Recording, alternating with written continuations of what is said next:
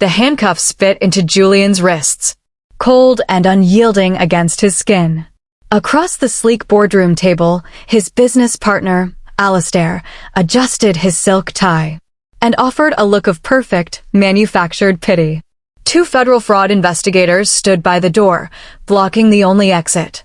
A thick manila folder rested between them, packed with forged signatures, altered wire transfers, and shell company documents. Every single piece of paper pointed to Julian as the mastermind behind the missing $14 million corporate investment fund. Julian looked at the man he had trusted for a decade, the man who had been the best man at his wedding.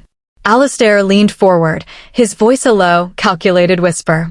He told Julian that the board had no choice but to call the authorities, claiming the evidence was ironclad. Julian's chest tightened as the reality set in. Alistair hadn't just stolen the money. He had meticulously built a paper trail over 3 years to ensure Julian took the entire fall. The investigators stepped forward, ordering Julian to stand. As they marched him out of his own building, the employees watched in horrified silence. Julian shifts from absolute, paralyzing disbelief to a freezing, focused core of betrayal as he realizes his closest friend planned this destruction. The lead investigator leaned in close and whispered that someone had leaked Julian's private offshore account password to them an hour ago. The damp walls of the holding cell felt like a concrete tomb.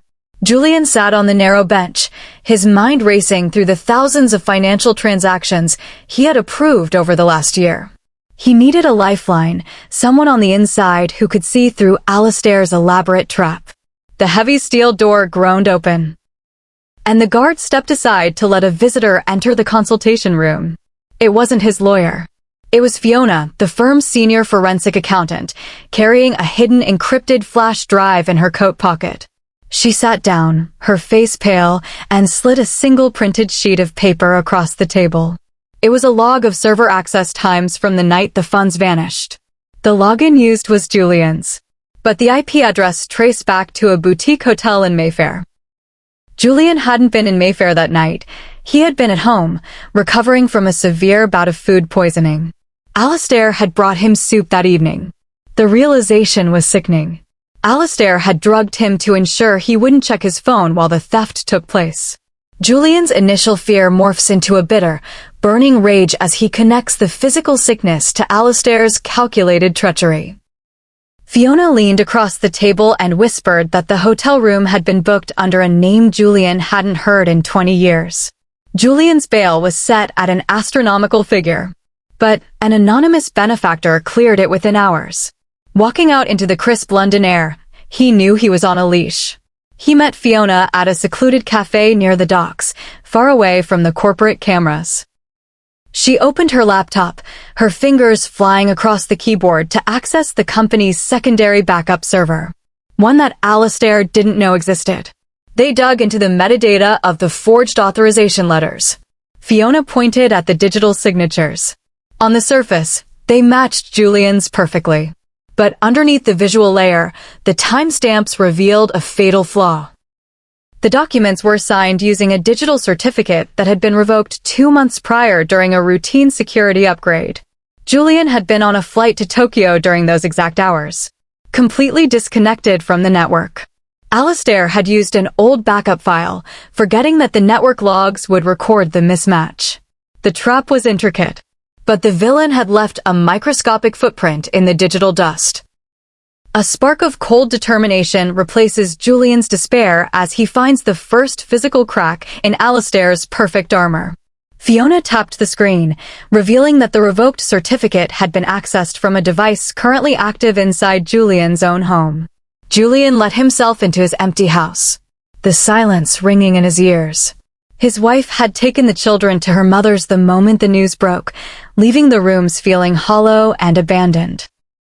He walked straight to the study, looking at the family desktop computer. Someone had been sitting here, using his home network to frame him while he was away. He pulled the back casing off the router, checking the hardware connections. There it was. A small, black USB bypass device blinking silently in the shadows.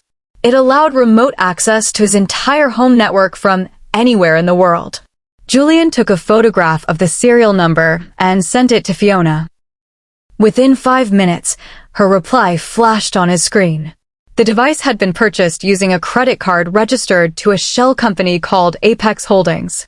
Julian recognized the name instantly. It was the primary vendor Alistair had insisted on hiring for their new logistics contract. The violation hits Julian deeply, realizing his sanctuary had been turned into a weapon against him by a man he called a brother. A soft click echoed from the hallway, followed by the heavy sound of the front door unlocking from the outside. Julian stepped back into the shadows of the study, gripping a heavy brass paperweight. The front door swung open, revealing a tall man in a dark overcoat. It wasn't Alistair. It was Callum, the head of security for their firm, and Alistair's personal enforcer. Callum walked directly to the router, unaware that Julian was watching his every move from the darkness. Before Callum could touch the bypass device, Julian stepped out, his voice cutting through the quiet room like a knife. He demanded to know who Callum was truly working for. Callum didn't flinch. Instead, he smiled coldly and pulled a document from his pocket. It was a signed confession from the firm's chief technology officer, blaming Julian for ordering the installation of the spy equipment. Alistair had anticipated Julian finding the device. Every safety net Julian tried to build was already being dismantled ahead of time. Alistair was always 3 steps ahead, turning Julian's own counter-investigation into further proof of his guilt. Julian experiences a wave of suffocating helplessness, realizing the conspiracy ran far deeper into the company's structure than he ever imagined. Callum tossed the document onto the desk and said that the chief technology officer had fled the country 2 hours ago. The next morning, Julian received an unexpected call from the firm's primary investor, an elderly billionaire named Dominic. Dominic asked for a private meeting at his countryside estate, away from the media circus. Julian felt a surge of hope. Dominic had always been a fair man, a mentor who valued integrity above profits. Perhaps this was the breakthrough he needed to present his evidence. When Julian arrived, Dominic welcomed him into the library with a warm handshake and a glass of scotch. Julian poured his heart out, laying the digital logs, the router photographs, and the Apex Holdings connection on the mahogany desk. Dominic nodded slowly, examining the papers with a look of profound disappointment. He told Julian that this evidence was spectacular and would completely exonerate him. He promised to call an emergency board meeting the following morning to expose Alistair. For the first time in weeks, Julian felt the heavy weight lift from his shoulders. The nightmare was finally coming to an end. Relief floods Julian's system, warming his frozen nerves as he believes he has finally found an unshakable ally. Dominic stood up, walked over to the fireplace, and calmly dropped every single piece of Julian's evidence into the roaring flames. Julian lunged forward, but Dominic blocked him with surprising strength, his warm demeanor vanishing into an icy glare. As the papers turned to ash, the library door opened, and Alistair walked in, holding a fresh cigar. He didn't look like a man under pressure. He looked like a king inspecting his kingdom. Dominic poured Alistair a drink, revealing the ultimate betrayal. Dominic wasn't the victim of the $14 million scam. He was the co-architect. The money hadn't been stolen from the firm. It had been funneled into an offshore account to fund a private maritime acquisition that Dominic couldn't legally associate with his main empire. Julian had been selected years ago as the perfect scapegoat because of his clean record and predictable habits. Alistair explained that the board would never believe Julian now, as the only copies of the digital evidence were currently burning into nothingness. They had completely isolated him.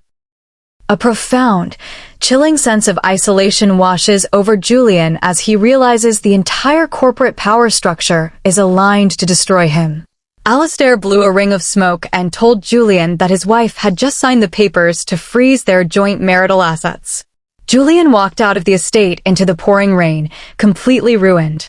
His evidence was gone, his assets were frozen, and his family was being manipulated against him. He sat in his car, staring at the steering wheel, on the verge of total surrender. Then his phone vibrated. It was an alert from an old, forgotten bank account he had opened in Switzerland during his university days. The account had been dormant for 15 years, containing less than £100. But the notification showed a massive balance alteration. Julian opened the secure app, his eyes widening. The balance wasn't zero. It was exactly $14 million. Alistair and Dominic hadn't moved the stolen money to their own offshore accounts yet. They had used Julian's ancient, unmonitored Swiss account as the temporary transit point to hide the cash from federal auditors before moving it to its final destination. They thought he had forgotten the account existed. The crushing despair instantly vaporizes, replaced by a surge of electric, predatory energy as Julian realizes his enemies just handed him the ultimate weapon. Julian realized that since the account was entirely in his name, he had total, exclusive control over the stolen millions. Julian didn't touch the money. Moving it would trigger international red flags and play right into their hands. Instead, he needed to find the one person who could verify how the funds got there without his knowledge. He tracked down Clara, a retired bank compliance officer who had managed that specific Swiss branch years ago. He found her living in a quiet cottage in Cornwall. When he showed her the transaction details, Clara looked troubled. She revealed that an internal bank override had been used to reactivate the account without Julian's physical signature. That override required a high-level corporate security token. She opened an old personal ledger from her time at the bank and pointed to a specific identification number. The token belonged to a former board member of the Swiss bank, Dominic. The paper trail wasn't gone. It had just changed locations.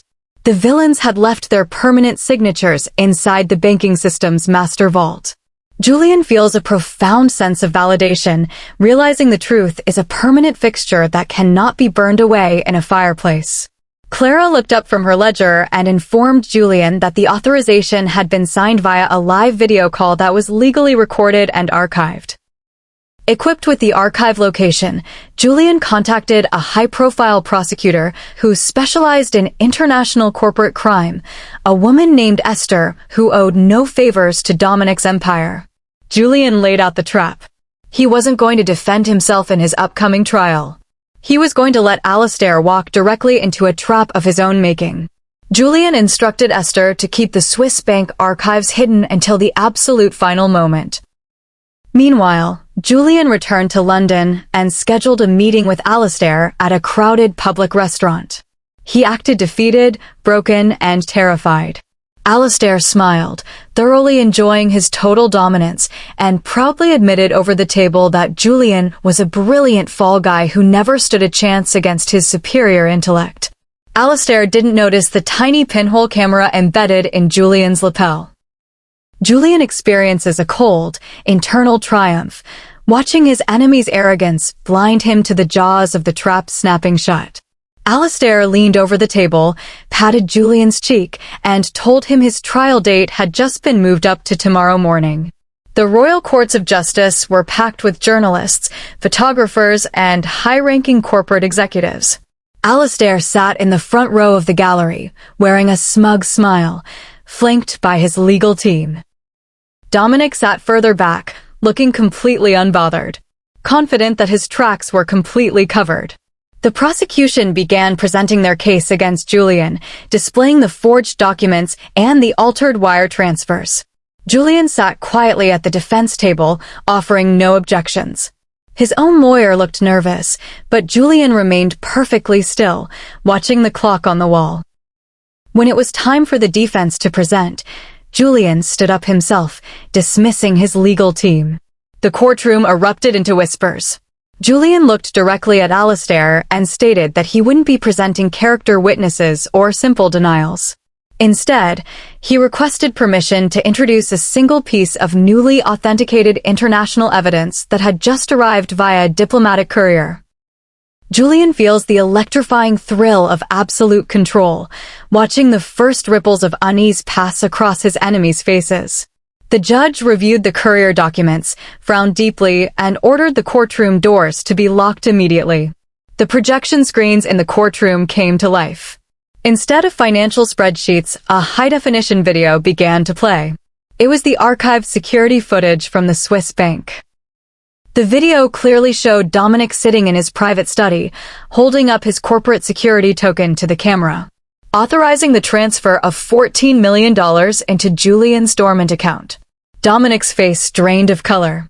He stood up to leave, but the court officers blocked the exits, reminding him that the doors were locked by judicial order. Julian didn't stop there. He played the audio recording from the restaurant encounter. Alistair's voice boomed through the courtroom speakers, bragging about how he had framed Julian, how he had drugged him, and how Julian was the perfect fall guy. The smug smiles vanished instantly. Alistair looked around the room, realization hitting him like a physical blow. The trap hadn't just failed, it had completely inverted.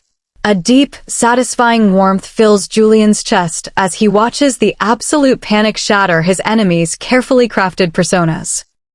The lead federal investigator walked down the center aisle, bypassing Julian entirely, and placed his hands on Alistair's shoulders. The courtroom was in total chaos as journalists scrambled to text their newsrooms. Alistair was forced into the center aisle, his hands pulled behind his back as the heavy steel handcuffs clicked into place. The exact same sound Julian had heard weeks ago. Dominic was quietly escorted into a separate police van outside. The assets that had been frozen were immediately released by court order, along with a full, public apology from the regulatory board. Apex Holdings was liquidated within 48 hours, exposed as a front for international money laundering. Alistair's reputation, his wealth, and his freedom vanished in a single afternoon. He faced 25 years in a maximum security facility with no possibility of parole. As he was led past the defense table, he looked at Julian, his eyes begging for mercy. Julian simply turned his back, refusing to offer even a single word of comfort. Julian experiences a profound sense of cosmic balance, watching the architects of his ruin get utterly consumed by their own creation. Outside the courthouse, a reporter asked Julian if he felt sorry for the man who used to be his best friend. Julian stood on the courthouse steps, surrounded by flashing cameras and shouting reporters. He took a deep breath of the cool afternoon air, feeling the final remnants of the heavy burden leave his body. He looked directly into the lens of the main television camera, knowing Alistair would see this footage from his holding cell. He stated calmly that loyalty is an expensive asset, one that cheap men can never afford to keep. He then turned and walked away from the media circus, refusing to answer any further questions about the money or the corporate empire he had helped build. His wife was waiting for him at the edge of the square, her eyes filled with tears of regret and relief. Julian stopped, looked at her, and realized that while some relationships could be rebuilt, his time in the corporate world was permanently finished. He had his life back. His name was clean, and his enemies were buried under the weight of their own greed. Emotional reactivation moment. A peaceful, unshakable clarity settles over Julian, recognizing that his true victory wasn't the destruction of his enemies, but the preservation of his mind. Ending moment, he reached into his pocket, pulled out his old corporate security badge, and dropped it into a street side bin without looking back. The Scottish Highlands were quiet, the wind moving gently through the valley. Julian stood on the deck of his new home, looking out over the misty lake. The $14 million had been returned to the rightful investors, minus a substantial whistleblower reward. That ensured his family would never have to worry about finances again. He no longer woke up in the middle of the night checking server logs or worrying about corporate betrayals. The silence was no longer a threat. It was a sanctuary. Alistair and Dominic were serving their sentences in separate prisons, their names erased from the business world they had tried so desperately to conquer. Julian took a sip of his coffee, feeling the warmth spread through his chest. He had survived the ultimate betrayal by turning his enemies' arrogance into their own prison. He was finally free, completely detached from the past, looking forward to a future built on solid ground. Julian experiences a beautiful, complete release of all residual bitterness, fully embracing a quiet life defined entirely by peace and freedom. Some men spend their entire lives building traps for others, completely forgetting that the gravity of their own greed will eventually pull them under.